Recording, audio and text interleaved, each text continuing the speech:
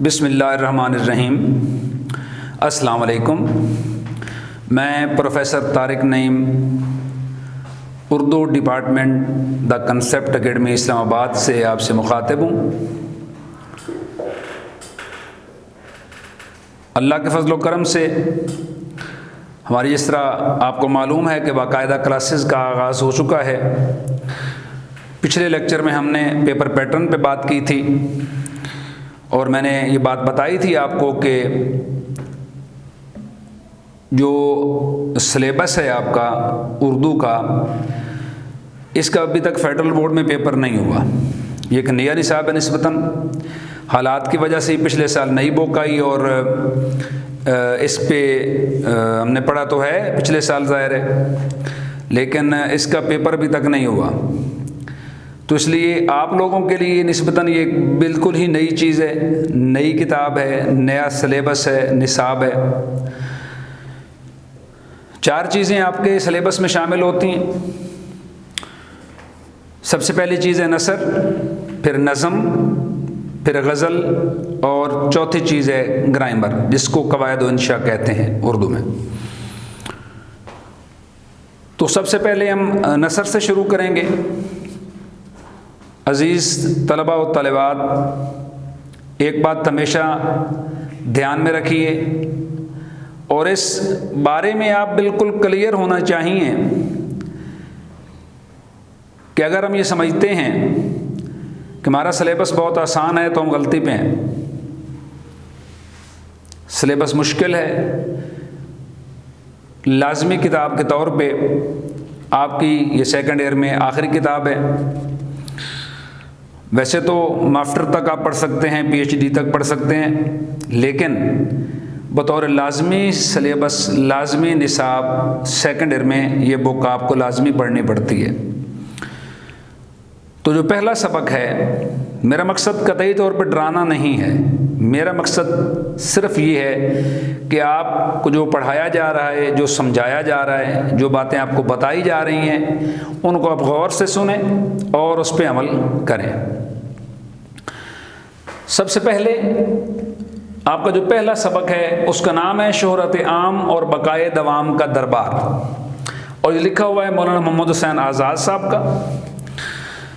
ہم اس پہ بات کرتے ہیں۔ یاد رکھیے، اردو زبان و ادب کی عمر محض 200 سے 250 سال ہے، اور دنیا میں ایسے بہت سے علوم موجود ہیں جن کی عمریں سینکڑوں ہزاروں سالوں میں ہیں۔ اس لیے ہم کہہ سکتے ہیں کہ اردو ادب ایک نسبتاً نیا ادب ہے۔ اردو زبان میں 123 زبانوں کے الفاظ شامل ہیں۔ بہت انٹرسٹنگ ہے، بہت دلچسپ ہے۔ آپ پہلی جماعت سے پڑھتے آ رہے ہیں۔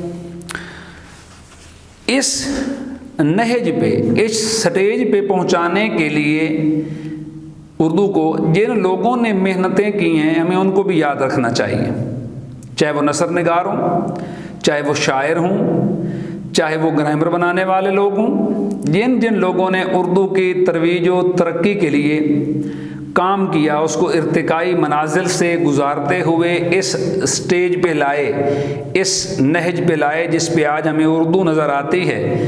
ہمارے وہ زبان و کلام کے مشاہیر ہمارے لیے بڑے قابل احترام ہیں۔ آپ کی کتاب میں جتنے لوگوں کی نثر شامل ہے، غزلیں شامل ہیں، نظم شامل ہے، ان سب لوگوں کی اس کے ساتھ باقاعدہ تعارف دیے گئے ہیں کہ کس نے اس کو لکھا ہے۔ تو اس لیے میری ذاتی رائے اور میری ذاتی خواہش یہ ہے کہ ہم ان لکھنے والوں کو خراج تحسین پیش کرتے ہوئے سب سے پہلے ان کا تعارف پڑھیں گے، اور کوشش کروں گا کچھ چیزیں ایسی ہیں جو کتاب میں ہیں، کچھ نہیں ہیں، تاکہ وہ چیزیں بھی میں آپ کے گوشے گزار کر سکوں، تاکہ آپ کو دوران امتحان وہ چیزیں فائدہ دے سکیں۔ سبق کی طرف آتے ہیں۔ لکھاری ہیں محمد حسین آزاد۔ ان پہ ہم بات کر لیتے ہیں مختصر سی۔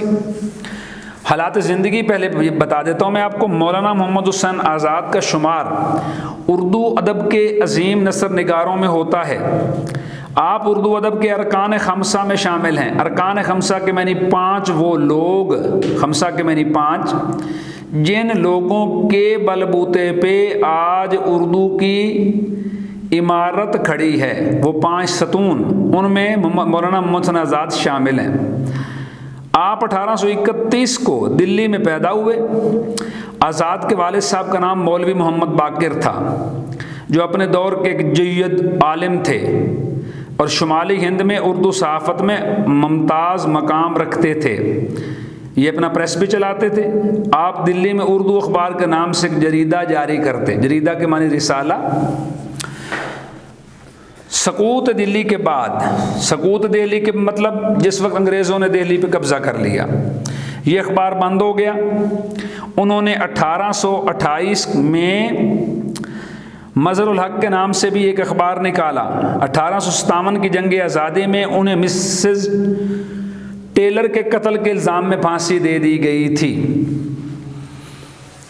جنگ آزادی آپ سمجھتے ہیں، جس کو انگریز لوگ غدر کہتے ہیں، بغاوت کہتے ہیں، جبکہ مسلمان جنگ آزادی کہتے ہیں۔ کچھ غداروں کی مہربانیوں کی وجہ سے مسلمان یہ جنگ ہار گئے اور انگریز پورے بر صغیر پر تقریباً قابض ہو گئے۔ آخری مسلمان ریاست میسور تھی، مغربی بنگال میں اب بھی واقع ہے۔ سرنگا پٹم کے قلعہ بھی موجود ہے، جہاں پہ سلطان فتح علی ٹیپو کی حکومت تھی۔ اس کے 2 غدار جرنیلوں نے، میر جعفر اور میر صادق نے غداری کی۔ فوج سامنے لڑتی رہی اور ان غداروں نے قلعے کے پچھلے دروازے کھول دیے۔ انگریزی فوج پچھلے دروازے سے قلعے میں داخل ہو گئی۔ سلطان فتح علی ٹیپو مارا گیا، شہید ہوا، اس کی سپاہ شہید ہوئی۔ اور ایک بڑی انٹرسٹنگ بات ہے، تاریخی بات بتانا چاہتا ہوں۔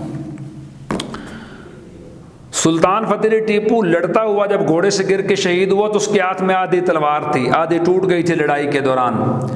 جنگ ختم ہوئی، انگریزوں نے مسلمانوں کی لاشوں کو اکٹھا کرنا شروع کیا۔ سلطان فتح علی ٹیپو کے ہاتھ سے وہ تلوار چھڑانے کی بہت کوشش کی گئی، لیکن اس بہادر اور نڈر شخص کے ہاتھ سے وہ تلوار نہیں چھڑائی جا سکی۔ اور سلطان فتح علی ٹیپو شاید دنیا کا وہ واحد مجاہد ہے جو اپنی قبر میں آدھی تلوار سمیت دفن ہے۔ انہوں نے کہا اس کو تلوار سمیت دفن کر دو، اور سلطان فتح علی ٹیپو کو تلوار سمیت اس کی قبر میں دفن کر دیا گیا۔ یہ وہ لوگ ہیں جن لوگوں نے اسلام کے لیے قربانیاں دیں۔ انگریز قابض ہوا 1857 کی جنگ آزادی میں بر صغیر پہ۔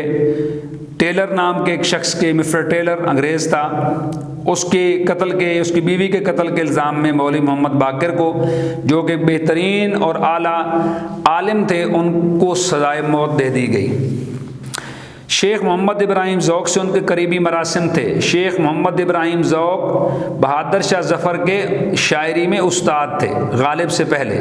ذوق کے مرنے کے بعد غالب استاد بنے۔ یہی وجہ تھی کہ آزاد نے اپنی ابتدائی تعلیم ذوق کے زیر نگرانی حاصل کی۔ بعد میں دلی کالج سے عربی و فارسی کی تعلیم حاصل کی۔ والد کی شہادت اور دہلی کی تباہی کے بعد آپ ملازمت کی تلاش میں سرگرداں رہے۔ سرگرداں کے معنی کوشش کرنا۔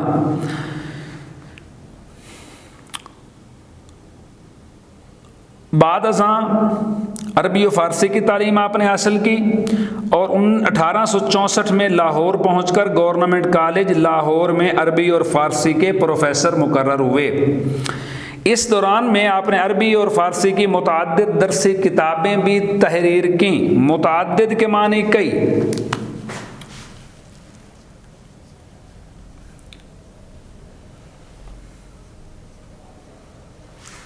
کئی کتابیں، متعدد کے معنی کئی کتابیں تحریر کیں۔ آپ نے اپنی اہم تصنیف قصص الہند، قصص قصے کی جمع ہے، ہندوستان کے قصے، قصص الہند، اسی قیام کے دوران لکھی۔ جب آپ لاہور میں تھے تو آپ نے کتاب لکھی قصص الہند، آج بھی مارکیٹ میں موجود ہے، ملتی ہے۔ لاہور میں آزاد کا آنا اور قیام کرنا اردو ادب کے لیے لاہور میں ایک دبستان دبستان کے معنی گروہ بھی ہوتا ہے، ایک مکتبہ فکر کے لوگ جس گروہ میں اکٹھے ہوتے ہیں اس کو بھی دبستان کہتے ہیں، آپ اسے سکول بھی کہہ سکتے ہیں۔ آغاز ثابت ہوا آپ نے یہاں انجمن پنجاب کے قیام میں بھی اہم خدمات سر انجام دیں اور انجمن پنجاب کے تحت کئی مشاعروں کا انعقاد کیا۔ انعقاد کے معنی ہوتا ہے منعقد کروانا، اور دیگر شعراء کے ساتھ ساتھ اس میں خود بھی خاص موضوعات پر نظمیں پڑھیں۔ آزاد کون کی خدمات کے اعتراف میں 1878 میں حکومت برطانیہ کی جانب سے شمس العلماء کا خطاب ملا۔ شمس کے معنی سورج، علماء عالم کی جمع ہے، عالموں کا سورج یعنی بڑا عالم۔ آپ اپنی ایک جوان سال بیٹی کی اچانک موت کا صدمہ برداشت نہ کر سکے اور خلل دماغی میں مبتلا ہو گئے۔ آخری عمر میں آپ کو جنون ہو گیا۔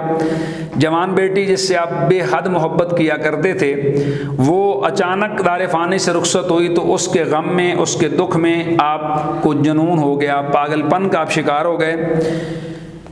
اپنی زندگی کے آخری 20 سال اسی حالت میں بسر کیے، تاہم اس حالت میں بھی اپنی تصنیف و تالیف کے کام کو جاری رکھا۔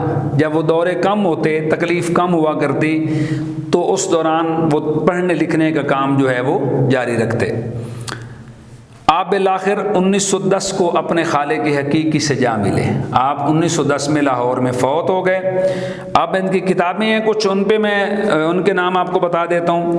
اردو ادب میں آزاد کو کئی حیثیتوں سے پہچانا جاتا ہے، جیسے مورخ، مورخ کے معنی تاریخ لکھنے والا، مورخ۔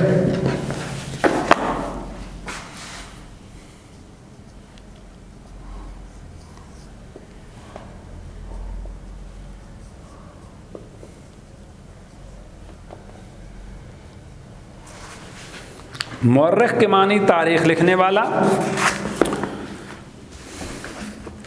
مضمون نگار، انشاء پرداز، انشاء پرداز کہتے ہیں ایسی کہانی لکھنے والا جس کا مرکزی کردار وہ خود ہوتا ہے، اسے انشاء پردازی کہتے ہیں۔ شاعر اور نقاد، نقاد کے معنی تنقید کرنے والا۔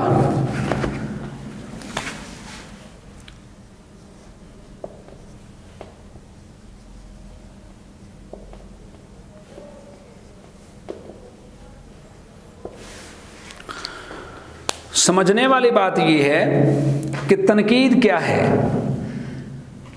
فرض کر لیتے ہیں یہ ایک کتاب ہے، کسی صاحب نے لکھی ہے اور میں ایک نقاد ہوں۔ میں اس کتاب کو پڑھتا ہوں، اس کی خوبیاں اور خامیاں الگ کرتا ہوں، تلاش نہیں کرتا۔ یہ بات یاد رکھنی ہے۔ نقاد اصل میں وہ ہوتا ہے جو کسی چیز کی جانچ پرکھ کرتا ہے۔ تنقید کے لفظی معنی بھی یہی ہیں، جانچ پرکھ کرنے والا۔ جانچ پرکھ کی، اس کتاب کی خوبیاں اور خامیاں الگ کی، ڈھونڈی نہیں۔ وہ مکھی اچھا نقاد کبھی نہیں بنتا جو پورا صاف ستھرا جسم چھوڑ کے ہمیشہ زخم پر بیٹھتی ہے۔ نقاد مثبت تنقید کرتا ہے۔ تنقید دو قسم کی ہے، ایک ہوتی ہے تنقید برائے اصلاح، جس کی میں بات کر رہا ہوں کہ اس کتاب میں خوبیاں خامیاں الگ الگ کی، خامیوں کو ٹھیک کرنے کا مشورہ دیا اور خوبیوں کی تعریف کی، وہ ہوتی ہے تنقید برائے اصلاح۔ اور دوسری ہوتی ہے تنقید برائے تنقید، اس کے لکھنے والے سے میری نہیں بنتی، کسی وجہ سے کچھ چشمک ہے اس کے ساتھ میری، مجھے اس پوری کتاب پڑھنے میں کوئی خوبی نظر ہی نہیں آتی، میں کہتا ہوں ساری کی ساری اس میں خامیاں ہیں، ہر چیز پہ میں نکتہ چینی کرتا ہوں، اسے ہم کہیں گے اصلاح برائے تنقید برائے تنقید۔ یہ تنقید برائے تنقید کہلائے گی، تنقید برائے اصلاح نہیں کہلائے گی۔ مولانا محمد حسین آزاد کا جو مقام ہے وہ تنقید برائے اصلاح کے حوالے سے بہترین ہے۔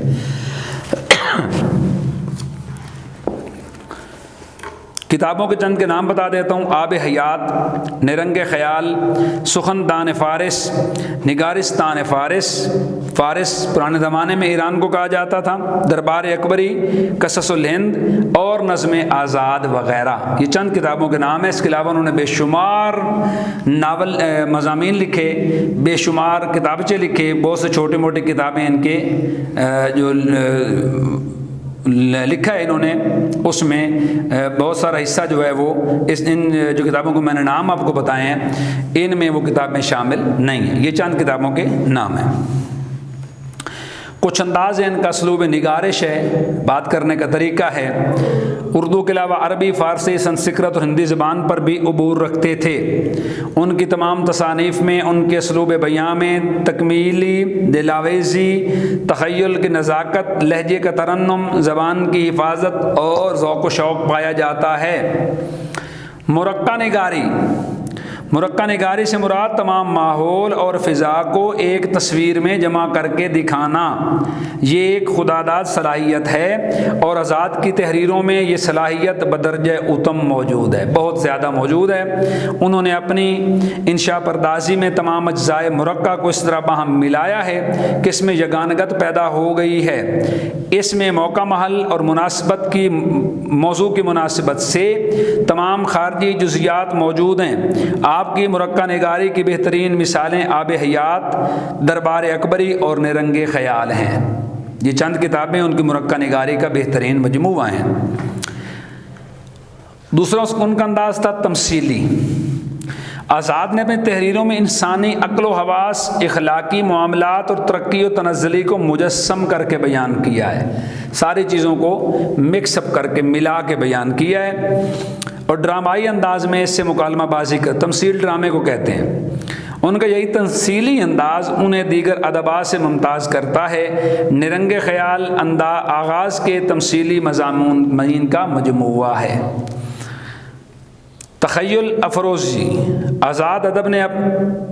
آزاد نے اپنی تحریروں میں خیال اور حقیقت کے امتزاج سے ایسی اثر آفرینی پیدا کی کہ یہ تصویریں زندہ جاوید بن گئیں۔ بات ہی تب ہوتی ہے، مزہ ہی تب آتا ہے جب آپ کوئی چیز پڑھ رہے ہوں اور پڑھنے کے بعد یا پڑھنے میں لگے کہ یہ بات تو میرے سامنے ظہور پذیر ہوئی ہے، تب ہوتی ہے، اسے کہتے ہیں خوبصورت اور ڈرامائی انداز بیاں۔ یہ بات جو ہے تخیل افروزی اور تمثیلی انداز بیاں، یہ مولانا محمد حسین آزاد کے انداز تحریر میں ہمیں بدرجہ اعلیٰ ملتا ہے۔ تشبیہ، استعارہ اور تخیل کی گلکاری، دونوں چیزیں آپ پڑھ چکے ہیں، انشاءاللہ آگے ریوائز بھی کرواؤں گا میں آپ کو۔ جو مثالیں آزاد کی تحریروں میں ملتی ہیں وہ انتہائی لطیف اور اثر آفریں ہیں۔ پھر ہے بے ساختگی، آخری پوائنٹ ہے، آزاد کا انداز تحریر انتہائی بے ساختہ اور پرتکلف ہے۔ تم تکلف کو بھی اخلاص سمجھتے ہو فراز، تم تکلف کو بھی اخلاص سمجھتے ہو فراز، دوست ہوتا نہیں ہر ہاتھ ملانے والا۔ اس کے ساتھ انہوں نے شگفتگی اور لطافت کو بھی ہاتھ سے نہیں جانے دیا۔ مضمون میں رنگینی بیان کو رنگین بنانے کے لیے خوبصورت الفاظ استعمال کیے۔ حسن ادا، ندرت خیال اور جدت فکر کو بھی مد نظر رکھا۔ یہ آخری پوائنٹ تھا، یعنی کچھ پوائنٹس پہ اسلوب نگارش پہ ہم نے بات کی۔ مرقع نگاری ہے، تمثیلی انداز ہے، تخیل آفرینی ہے، بے ساختگی ہے۔ یہ چاروں چیزیں مولانا محمد حسین آزاد کی نثر میں ہمیں ملتی ہیں۔ اس کے بعد ہم سبق کی بات کرتے ہیں۔ سبق کا نام ہے شہرت عام اور بقائے دوام کا دربار۔ آپ کے سلیبس میں، آپ کی نصابی کتب میں یہ سبق جو ہے یہ تقریباً 8 صفحوں پر مشتمل ہے۔ 30 کے قریب مشاہیر عالم، جن میں ہلاکو خان کی بات کی ہے، مرزا غالب کی بات کی ہے، چنگیز خان کی بات کی ہے، قدوسی کی بات کی ہے، محمود غزنوی کی بات کی ہے، بہت فردوسی کی بات کی ہے، بہت سارے لوگوں کی بات کی ہے۔ انشاءاللہ میں کوشش کروں گا اگلے لیکچرز میں، کل ہم اس پہ بات کریں گے اس کے خلاصے پہ کہ ان کا جو انداز بیاں ہے شہرت عام اور بقائے دوام کا دربار، یہ خیالی خاکہ ہے۔ ان کی سوچ ہے کہ وہ خواب خرگوش میں مست ہیں، سوئے پڑے ہیں، اور ان کو وہ سمجھتے ہیں کہ وہ دنیا سے جا چکے ہیں اور حساب کتاب کا دور دورہ ہے۔ حساب کتاب کے دور دورے میں انہیں یہ کنفرم ہو جاتا ہے کہ جتنے لوگ دنیا میں ممتاز تھے وہ سارے یہاں پہ ہیں، اور جب محفل سجتی ہے تو وہ لوگ اس وقت یعنی میدان عمل میں، میدان قیامت کے میدان میں ان لوگوں کی حیثیت یا اہمیت کیا ہے۔ انہوں نے سبق میں یہ بات بتانے کی کوشش کی ہے کہ اگر آپ دنیا میں بڑے ممتاز بھی ہیں، اس کے باوجود جب آپ آخرت کے لیے تیاری نہیں کرتے تو دنیا کی ساری لذتیں یہیں رہ جاتی ہیں۔ تو اگر کسی قسم کا کوئی سوال اس سبق کے بارے میں ہو، جو کچھ میں نے بات چیت کی، تو اب ہمارے اکیڈمی کے دیے ہوئے نمبرز پہ، ہماری اکیڈمی کی دی ہوئی ای میل پہ سوال کر سکتے ہیں، میں جواب دینے کے لیے حاضر ہوں۔ بہت شکریہ۔